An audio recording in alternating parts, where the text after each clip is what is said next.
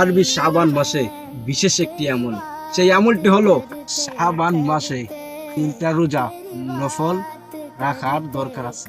দেখবেন মা বোনেরা নফল রোজা কিংবা নফল নামাজ বিশেষ করে তারা খুঁজে আমরা কি করি, তাদেরকে বলি না।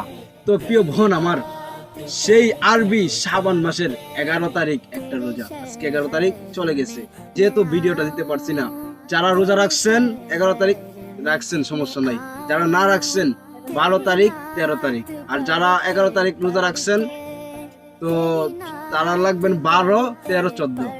3টা নফল রোজা রাইখে আপনি যদি আল্লাহর কাছে দোয়া করেন, আল্লাহ আমাদের জীবনের গুনাহ মাফ করে দাও প্রিয় বোন আমার, তাহলে 3টা নফল রোজা রাইখা যদি আল্লাহর কাছে তওবা করেন অথবা রাব্বায়ে কারীম আল্লাহর কাছে 2 হাত তুলে বলেন, আল্লাহ আমাদের জীবনের গুনাহ মাফ করে দাও প্রিয় বোন আমার, আল্লাহ তাআলা আপনার জীবনের গুনাহ মাফ করে দিবেন ইনশাআল্লাহ।